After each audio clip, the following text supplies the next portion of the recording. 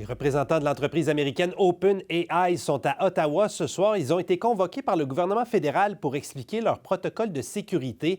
C'est qu'on apprend que l'auteur de la tuerie de Tumbler Ridge, qui a fait 8 morts en Colombie-Britannique, aurait eu des conversations avec le robot ChatGPT à propos de scénarios de violence armée. Son compte a été bloqué, mais l'entreprise a seulement averti les autorités canadiennes après la fusillade.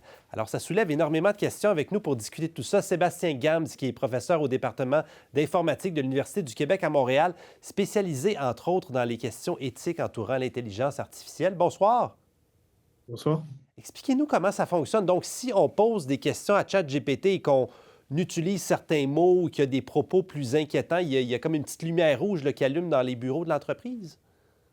Oui, c'est peut-être pas aussi simple que ça, mais en gros, il y en a eu suite à, en particulier avant la tuerie de Tumbler Ridge, on a eu des cas, par exemple, d'adolescents qui se sont suicidés suite à des discussions qu'ils avaient eues avec leur agent conversationnel où ils n'arrivaient pas forcément à différencier la réalité, est-ce que c'est vraiment un humain ou c'est un agent. Et donc les plateformes ont commencé à essayer de mettre en place des garde-fous sur les utilisations qu'on pouvait faire des agents conversationnels. Donc en particulier, si vous le demandez quelle est la recette pour faire une bombe ou si vous montrez que vous avez je dirais, des conversations qui vont vers des sujets inquiétants, normalement, en fait, on est capable d'analyser ces conversations puis d'avoir des drapeaux qui se lèvent parce qu'on détecte que effectivement, il y a des risques de danger. La grande différence ou le grand enjeu, c'est de savoir vraiment à partir de quel moment on est vraiment dans une situation où la personne est en danger ou pourrait mettre les autres personnes en danger. Et donc, il n'y a pas forcément je dirais, de ligne directrice claire sur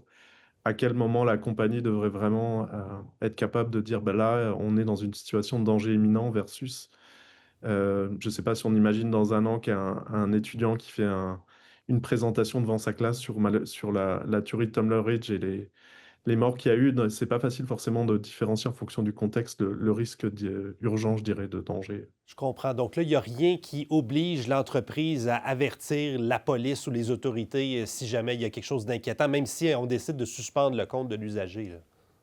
Donc c'est ça, la suspension du compte, je pense que ça a sûrement dû arriver parce que OpenAI ou d'autres compagnies vont dire on se réserve le droit de suspendre votre compte si on détecte que les conversations contreviennent aux conditions d'utilisation, donc en particulier pas de contenu raciste, pas de contenu qui peut amener les autres en danger, mais il n'y a pas, je dirais que ce qui manque à l'heure actuelle, c'est une régulation ou des lignes directrices claires qui disent, ben voilà, au Canada, dans le cadre d'une compagnie qui fournit un service d'agent conversationnel, ben voilà les lignes directrices qui disent, OK, à partir de tel nombre de drapeaux rouges levés, ben essentiellement, il devrait y avoir une communication qui est faite à la police sur ces Ouais. enjeux-là. Et on imagine que c'est tellement nouveau et tellement en développement, tout ça, que les gouvernements sont un peu en retard dans la législation. Est-ce qu'il y a des exemples ailleurs dans le monde desquels le gouvernement fédéral au Canada pourrait s'inspirer? Parce que là, c'est l'objet de la conversation ce soir avec OpenAI. On veut savoir, écoutez, qu'est-ce qu'on peut faire pour essayer de prévenir peut-être d'autres drames comme celui qui est arrivé? Ouais. Donc, à mon avis, ce soir, ça va être le début de la conversation sur une mise à jour, une régulation de l'IA. Et un exemple dont on pourrait s'inspirer, c'est en Europe, on a eu le AI Act qui essentiellement régule les systèmes d'IA. Et l'approche qui a été prise est assez intéressante. Elle dit qu'essentiellement, si on est dans des... C'est une approche par risque. Donc, si on a un système d'IA qui peut impacter les humains, et c'est le cas avec les agents conversationnels, on a vu des personnes qui sont suicidées, des personnes qui passent à l'acte pour des tueries, donc des actions très violentes.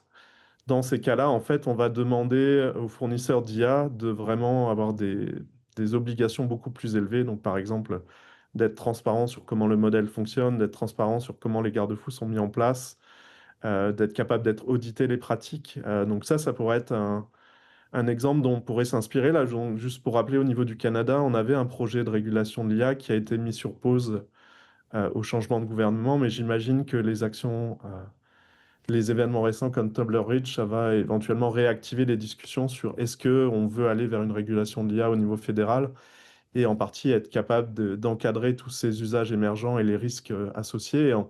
Je vais juste remarquer qu'au niveau du Canada, on a deux chercheurs comme Yoshua Benjo et Geoffrey Hinton qui sont des sommités mondiales qui poussent justement en voyant les enjeux sociétaux liés au développement de l'IA, qui poussent justement sur une régulation de ces technologies-là Oui, vraiment et qui disent que intéressant. c'est Oui. très, très urgent d'ailleurs. Non. Oui, absolument. On se rend compte de l'urgence d'agir dans ce dossier-là. Donc, début d'une conversation, comme vous le dites, ce soir à Ottawa. Sébastien Gams, extrêmement intéressant. Merci beaucoup. Merci, bah, je vous souhaite une bonne soirée.